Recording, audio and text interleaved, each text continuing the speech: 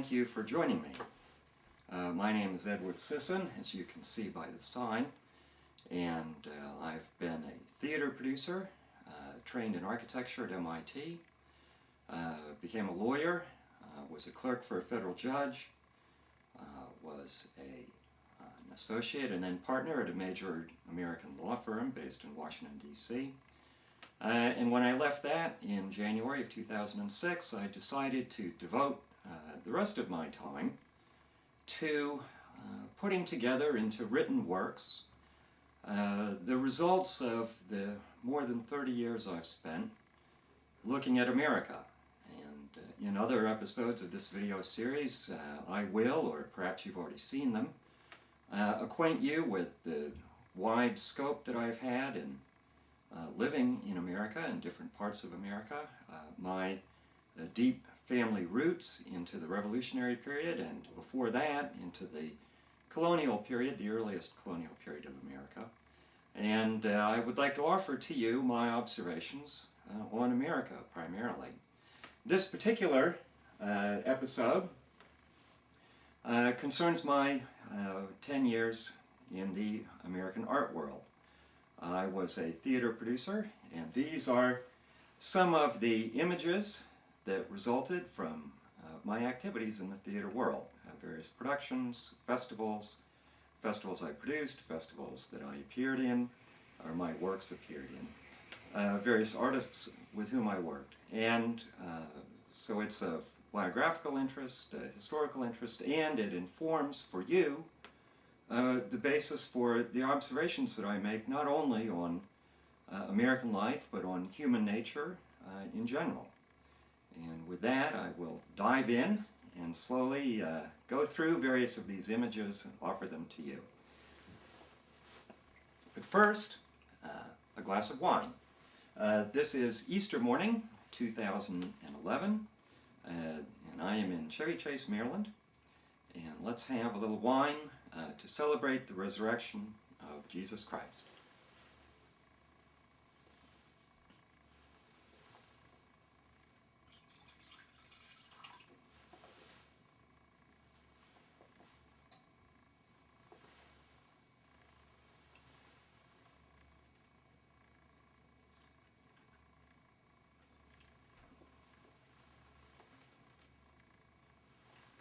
I don't attend any particular church regularly, but I have a deep and abiding faith, as I've talked about in some of the other videos in this series.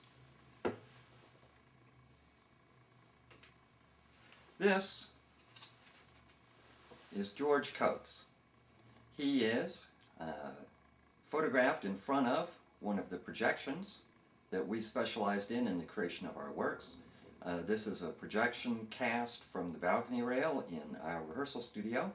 It is impacting upon a level or blind behind him. This was part of our basic aesthetic approach, the technique that George developed, which resulted in some extraordinary images, very visual theater that I specialized in producing.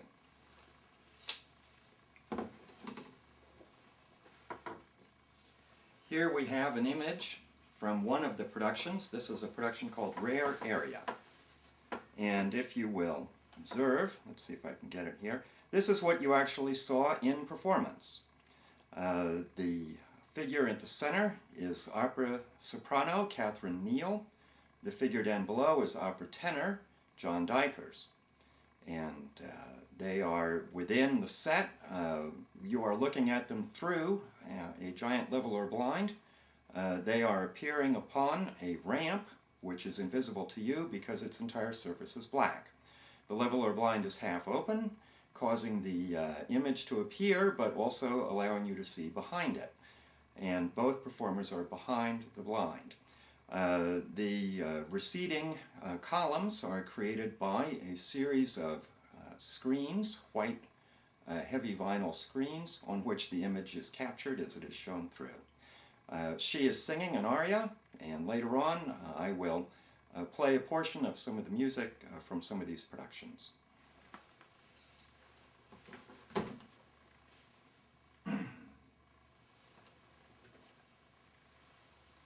these are some of the company members. Here is John Dykers, opera tenor, who appeared in almost all of the productions that I produced.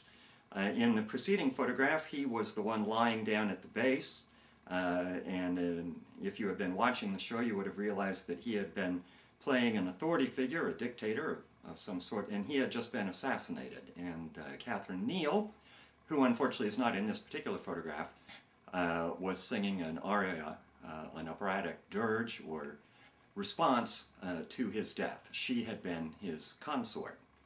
Over here we have George. Here we have Sean Kilcoyne, who was our regular actor.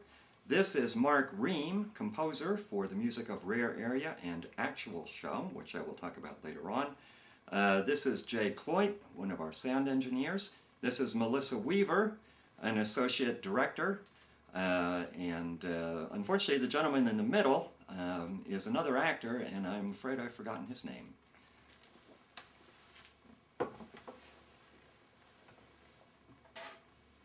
Here we have another cast photograph, and here we have John Dykers once again.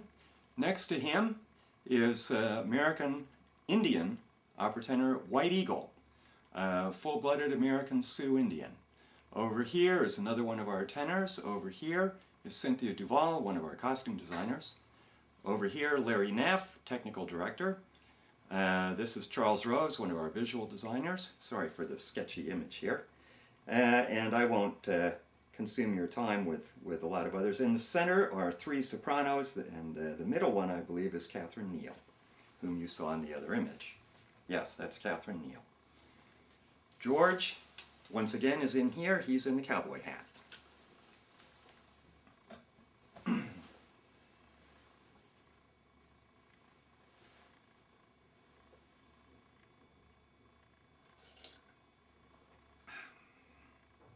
Now this, of course, is me, and this happens to be my great aunt here in the background.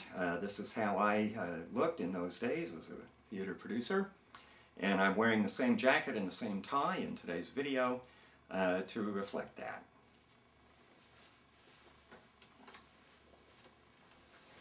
Now, as to my first production and how I got into the art world, I had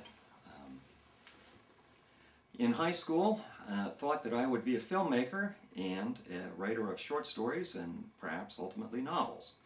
Upon graduation from MIT, I'll describe the journey to get there at another time, I went to Los Angeles, thinking primarily that it would be a good way to get involved in architecture, which I had majored in at MIT, but also because I thought it would give me an opportunity to get some exposure to the film and television industry.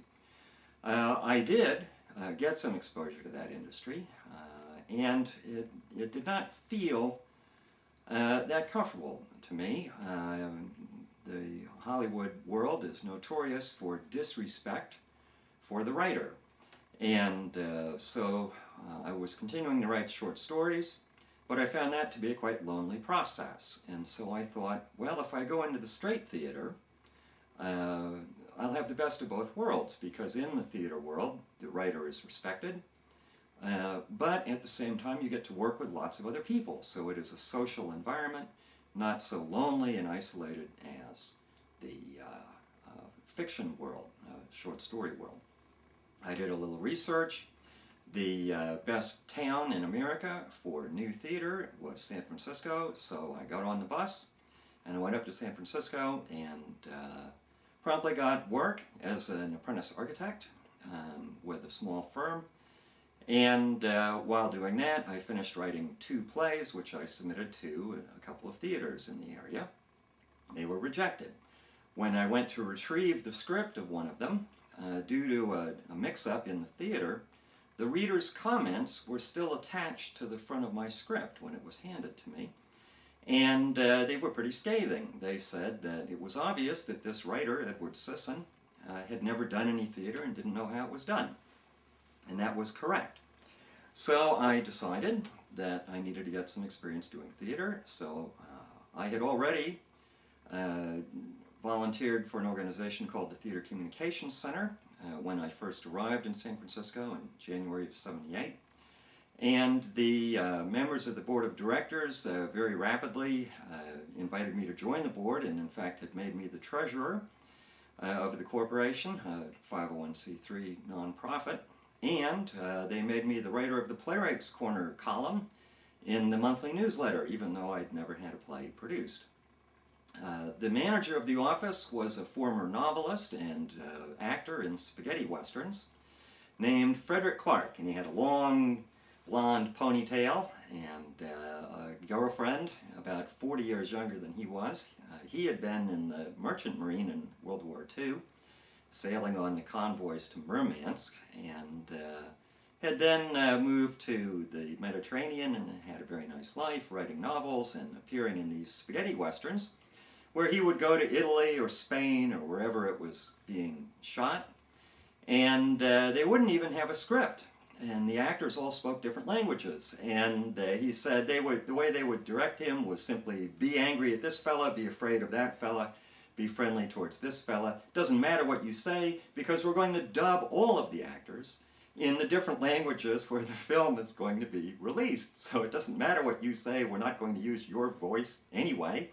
And so he did that and made his living and lived on a yacht, or a small boat anyway, in the islands in the Mediterranean, and ultimately came to San Francisco in the early '70s and had wound up as the office manager at the Theater Communications Center.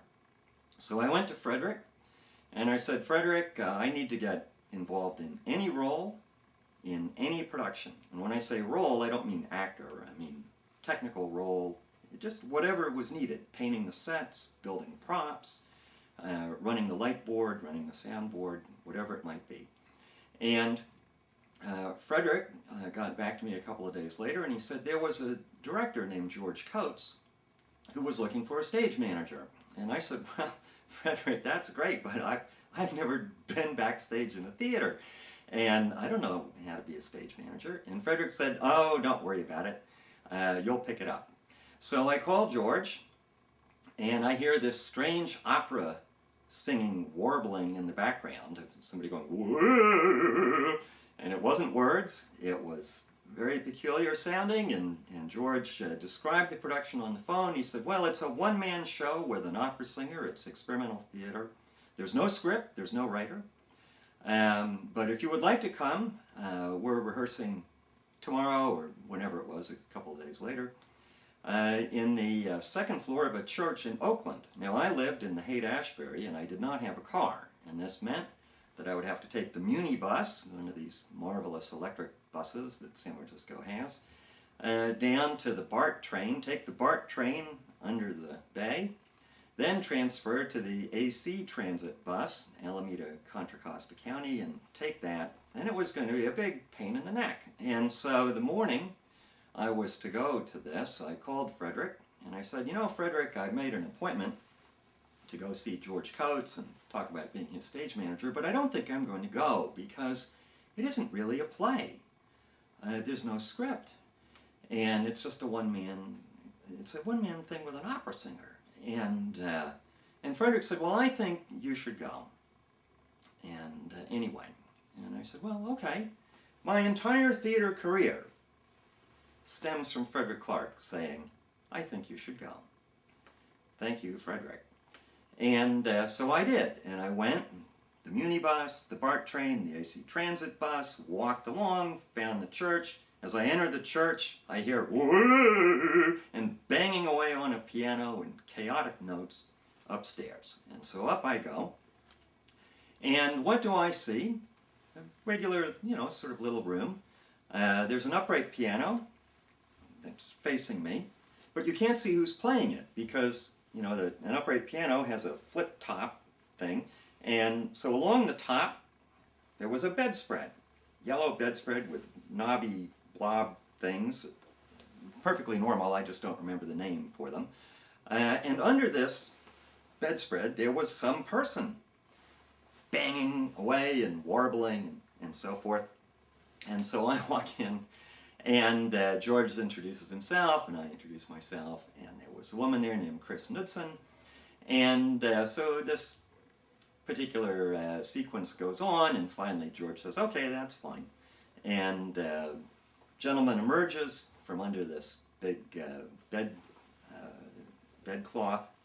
That's John Dykers, Dykers. And this is the show that he was doing. That was my first show. Dykers the First, there he is, at the Intersection Theater. And I've included on here, we ended up getting a European tour from this. And this is from the ticket from the performance we did in Lille in northern France. This is a ticket from the festival that we appeared in Brussels, a major festival celebrating the 1000th anniversary of the city of Brussels. And this is the program from the Mickery Theater in Amsterdam, which, as it turns out, is the premier theater for the experimental theater, avant-garde works, or performance art, in Europe, or it was at that time. The artistic director, a gentleman named Ritsart ten Kate.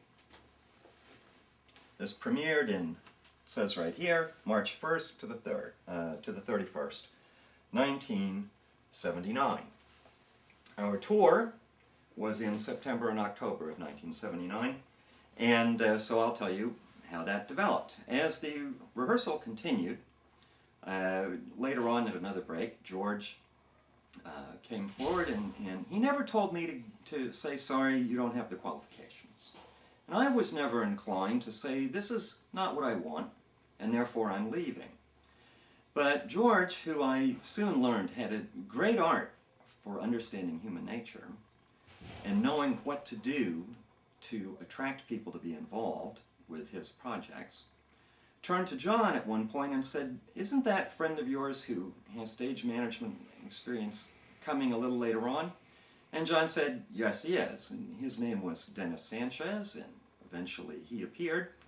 And it was pretty clear that George and John and Chris Knudsen all felt that Dennis Sanchez was the right person for this role. Now, as it turns out, roles were shifted around. Chris Knudsen ended up being the stage manager, and Dennis Sanchez ended up being the lighting and sound guy.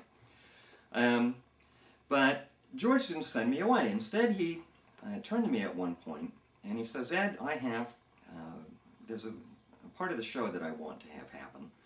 At a certain point, John, the opera singer, is going to be sitting behind a card table. And on that card table is going to be a flute case, just black, about so big. And the truth is, the flute is already out of it. It's going to be laid out on the table. But the audience won't know that. He's going to open the flute case, assemble the flute. And we've taken the flute out because otherwise it's too cumbersome. As a matter of smooth stage business, we have it laid out. He just puts it together. But here's what I want, Ed, and I wonder if you know how to do this, can figure out how to do this. When he opens the flute case, I want to kill all the stage lights, so it's pitch black, except light shines forth out of the flute case and illuminates him. And this is, and George didn't say this at that time, but what it meant was that music is the light of his life. And this whole performance, as it turns out, was an exploration of the psychology of an opera singer, this particular opera singer, John Dykers. And George had been rehearsing with John, going through journals, writing journals, to develop sequences that would flow one to the next in a stream of consciousness, illogical process. And that's how George always worked. He would find talented people, and he would go into the rehearsal studio, and he would plan on having 4 months, and he would say, show me something, try this, try that. And he would find things that they could do. One of his favorite things was to say, try something that you can't do very well, and do it very poorly, but very well. And he would find ways to take even what people did poorly and present it in a way that was entrancing and engaging to the audience. And so he says, can you make light come out of this flute case? And I said, oh yeah, that looks easy. And I took it with me, and I'm walking back and getting on the AC Transit bus to go back to the BART train, to go back to the Muni bus, to go back to my shared flat, which I shared with a young woman who was not my girlfriend. That's a whole other story, typical San Francisco type story. And the first thing I thought was, well, the light comes on when you open it, so you need a switch like with an icebox, with a refrigerator, where the light comes on when you open it.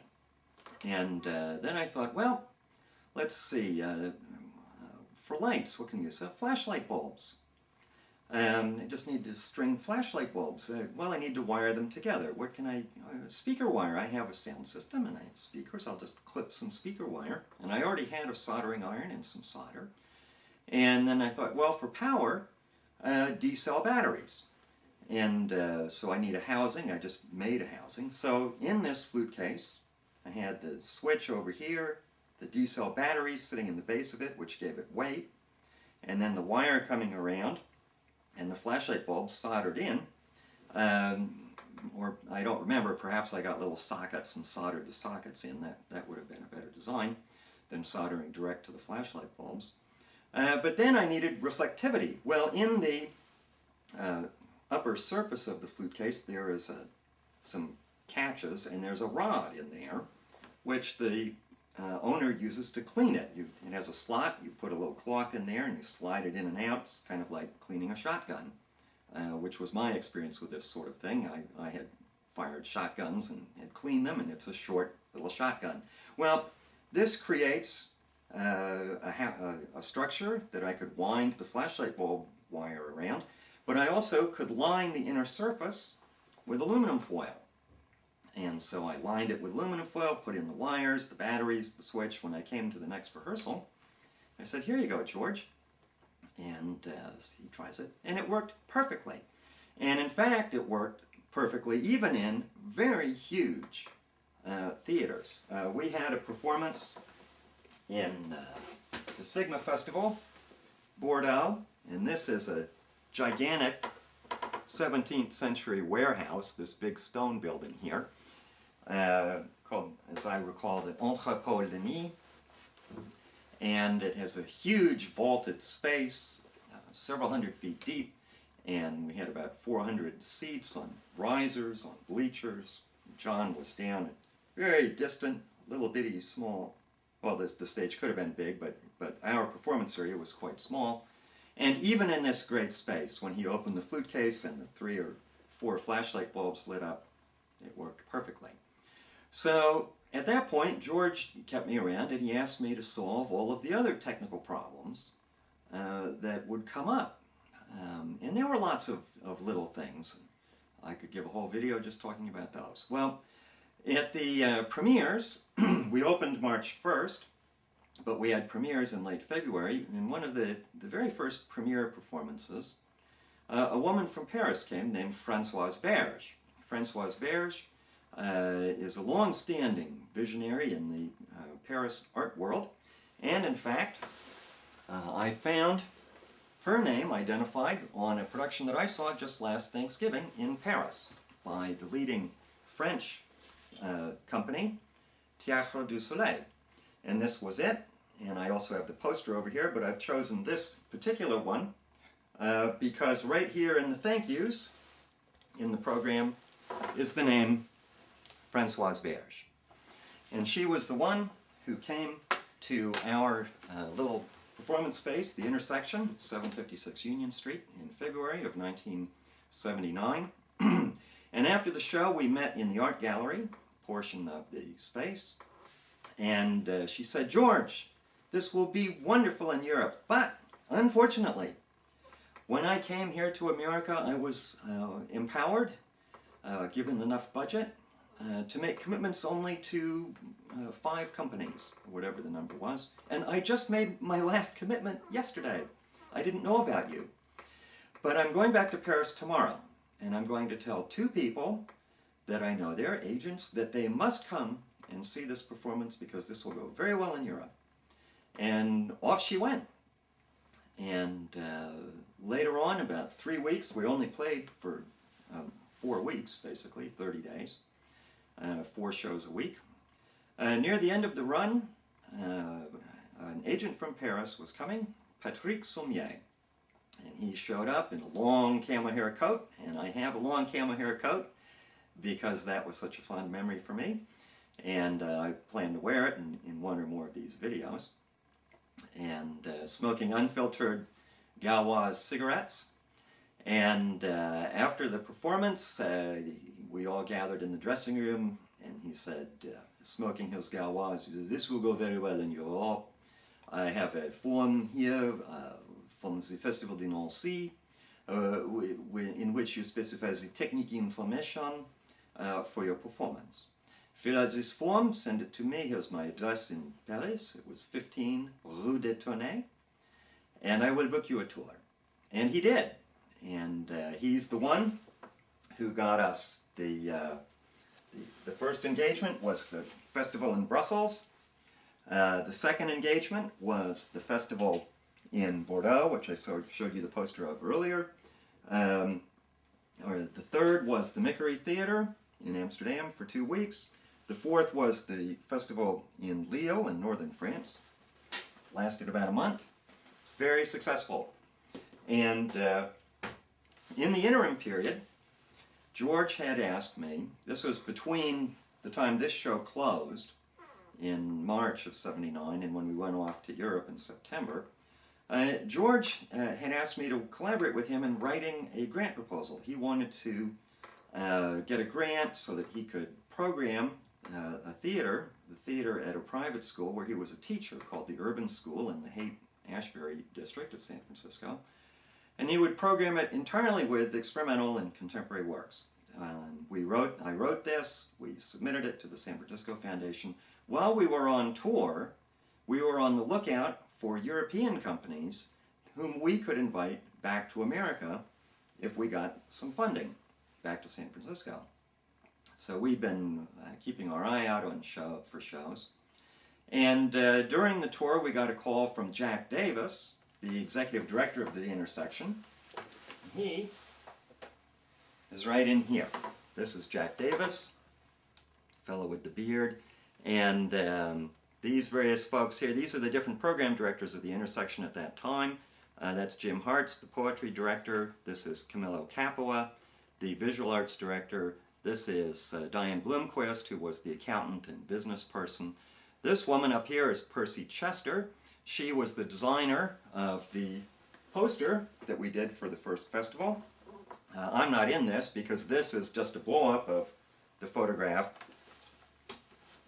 from this, which was the issue of the monthly Intersection newsletter that announced our show. So I was not on the staff yet.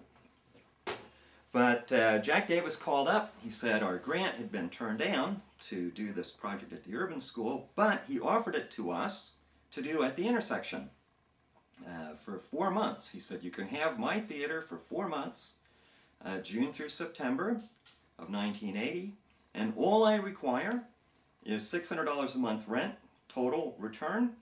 You can submit as many grant proposals as you want to fund us, obviously, for this. And I have a government grant for a job position under the CEDO program, Comprehensive Employment and Training Act. And it could only, in order to be eligible for the job, you had to be a San Francisco resident. Well, I was a San Francisco resident. George was a resident of Berkeley, and therefore he was ineligible.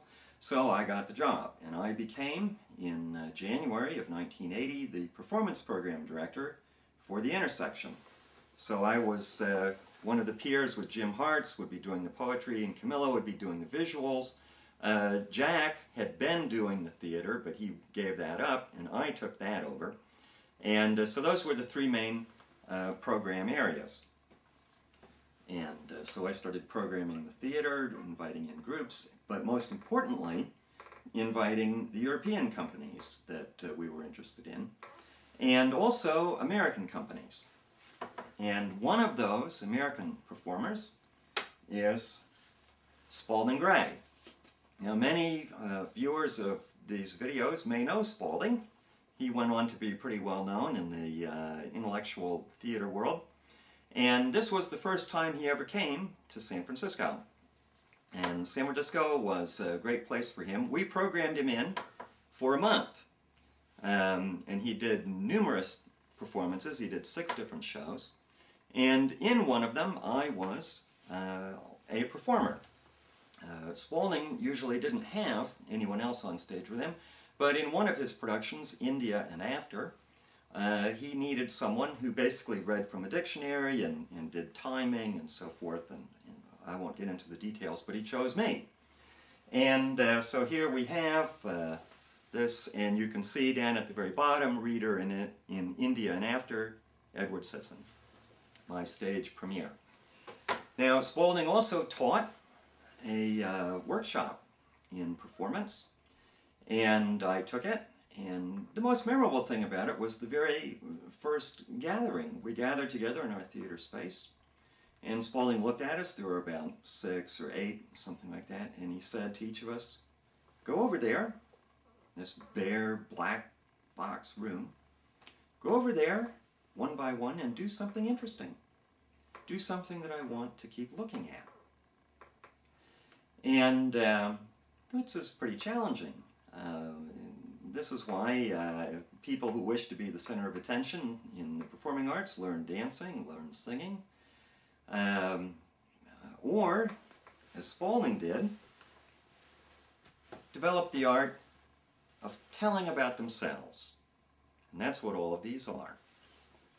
So these apply to what I'm doing in this very second, because I had been one of the initial people involved in Dykers the First, which is a one-man show. And then, with Spalding, another one-man show. And now I'm doing a one-man show, these videos. And I've put a lot of thought into how I should structure them and what should appear. The idea for doing all of these, framing them up for you. What works on video? What makes an effective presentation? And if you've looked at other videos in this series, you'll see that I've used the same technique on many different subjects, whether it's religion, whether it is the military in America. Every element of these videos I have tried to apply the talents and techniques that I first started to learn right at the outset, with George Coates, with John Dykers, with Spalding Gray. That festival was quite successful. I'll pull out the poster at another time when it's more convenient to get up and do that. Following that, went on to produce other experimental works in the Intersection Theater. In 1981, for the next year, George set out to produce his first, or to direct his first multi-performer production called The Way of How. And that had John Dykers, the tenor from the earlier show, plus another tenor named Rindy Eckert, and a performer named Leonard Pitt, a very accomplished movement and mime artist, who has also become quite well known more recently as an author. And in fact, if you go on Amazon.com and you put in Leonard Pitt, you will discover a book or two that he's written on Paris that, according to the reviews, is highly praised even by the most lifelong native Parisians. And you can learn a lot about Leonard Pitt. You can also learn a lot about John Dykers. He has some clips up on YouTube, even today. And Rindy Eckert has continued to be quite active. And then the fourth, you can see his work on YouTube. And the fourth member of this group is Paul Drescher, a composer. And Paul is very active. He's been creating new works, composing new works regularly for over 30 years. And in fact, just a couple of weeks ago, I received a postcard for his latest production, which unfortunately I can't see because he's in Berkeley and I'm in Chevy Chase, and I have neither the funds nor the time to go across country to see it. But hopefully it will tour and I may see it here on the East Coast. They did that, and that premiered. That was a festival production. So in 1981, I again produced the San Francisco International Theater Festival, and so I was the producer of the festival in which was produced George's next work, The Way of How. The Way of How was invited to appear at the Brooklyn Academy of Music Next Wave Festival. It had a European tour. Things are going very well. I went on. My grant expired at the Intersection, So then I took over as manager of one of the other companies that I had presented there, Antenna Theater, with Chris Hardman, who's the chief artist. He had been one of the artists with Snake Theater, which was pretty well known in the 70s, but that company had broken up due to the tragic sudden death of their composer, a very talented young man named Larry Graeber. And when he died, the emotional effects on the rest of the artists made it essentially impossible for that particular group to continue. So they split in half, and Antenna was looking for a new manager. I found their work very interesting and joined them. It's very different kind of artistic work, impossible really to take photographs of. Many of you may have experienced some of it in a different form. Antenna Audio does very high quality tours of art museums, scenic sites, historic sites, and so forth. A kind of what we called walk-through theater. And I was there facilitating the invention and development of that art form. But I can't really get into that at the moment. I can show you, however, at least one poster. This is Artery, a show that I produced. And you can see this, well, it's too time-consuming to describe, but very interesting work and led to lots of other interesting pieces. And that's a bit of terminology you should know. In the avant-garde world, people don't make plays, they make pieces. They make performance pieces.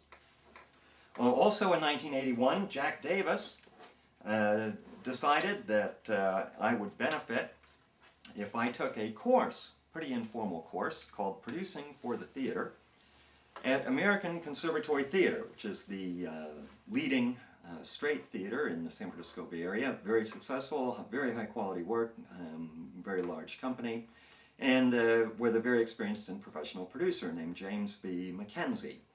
And McKenzie offered this course in the practicalities of being a theater producer, and so Jack sent me to that, and my reward was this little certificate, which is sort of a joke. It's actually a wallet card, which I just blew up, and certifies that Edward Sisson is a full-fledged producer entitled to all the privileges, titles, responsibilities, and headaches of that position.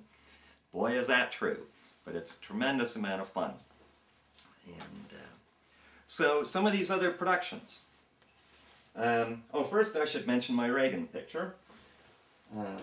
I went back and forth to Washington many times because I applied for and won a vast number of grants from the National Endowment for the Arts. This is not actually President Reagan in the flesh. This is a cardboard cutout. This is taken in the lobby of the old post office building, which was then in the mid-'80s and is still today, the offices of the National Endowment for the Arts. And I went there for a meeting with the people in various programs because we applied for and got grants from the Opera Music Theater program, the theater program, the Inner Arts program, many different programs because our work is very interdisciplinary. The music program, many, I mean, we used all areas of art in our work. And so as I went in, I saw this, and this was the first time I had ever seen anyone with these sort of cardboard cutout techniques. Nowadays they're pretty common, but in those days, as far as I know, this may have been the first one. And the photographer took a little snapshot. The lighting on Reagan in the picture was from a different angle than the lighting in the actual room. But I took my little snapshot back to our the place where we always had our press photos done, Donald Jones Photography on 2nd Street in San Francisco. And I said, listen, Don, I want 10 blow-ups of this, copy negative, 8x10 size, but I want you to dodge the light a little bit over here so that you can't tell that the light on Reagan is coming from a different direction than the light in the room. He did it perfectly, and it was very educational for me because I took one of these and I put it up in our office, which at that time we had a very large rehearsal studio in Berkeley. And in fact, I lived in that studio for 2.5 years in the office. And I put this up, and it was quite startling to me.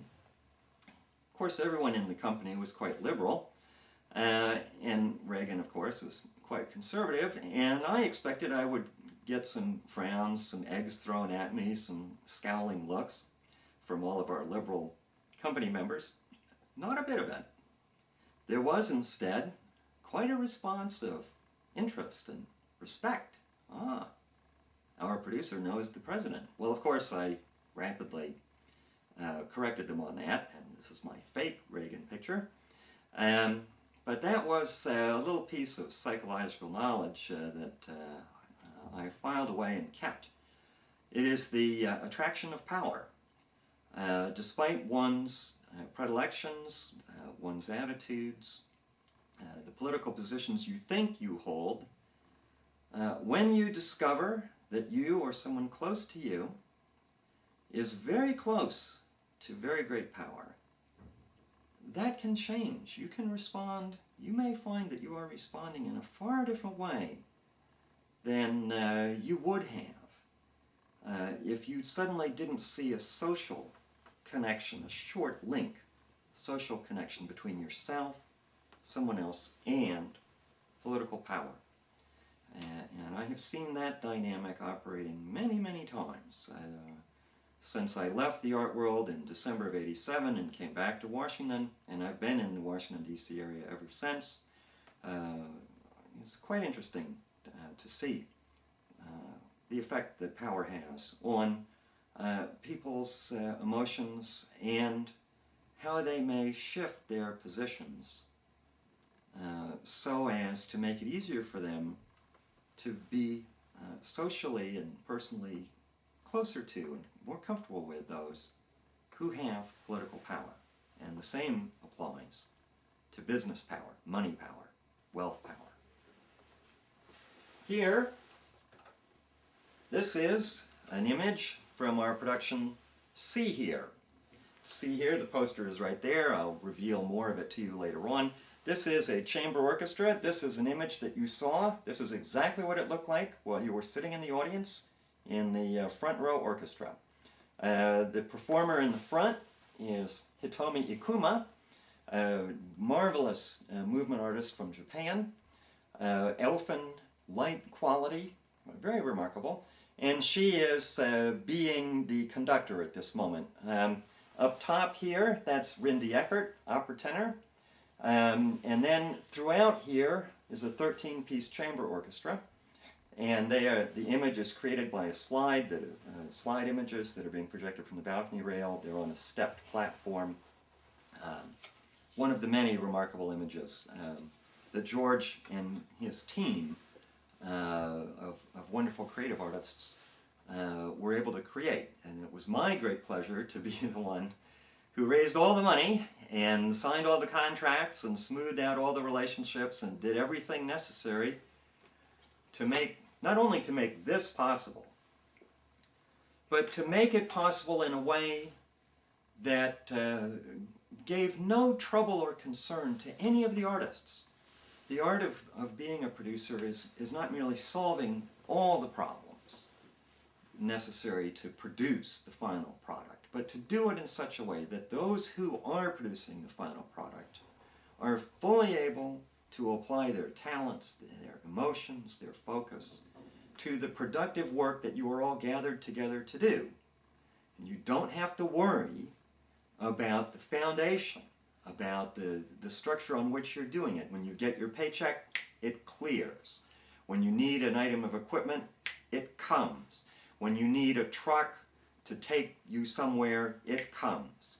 That began for me right at the beginning with Dykers the First. There were many moments during our performances in Lille, in Bordeaux, in Amsterdam, and in Brussels, where there was something wrong on stage. They provided the wrong piano, they had the wrong curtain, they had the wrong this, the wrong that.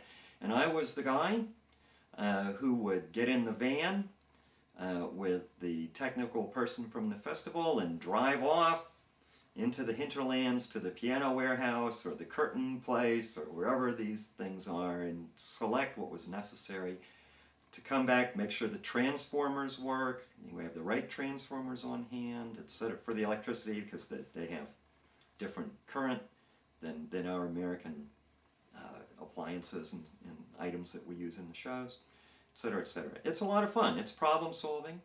It's vital. Every artist is tremendously blessed to find a producer who can make it possible for the artist to do their work.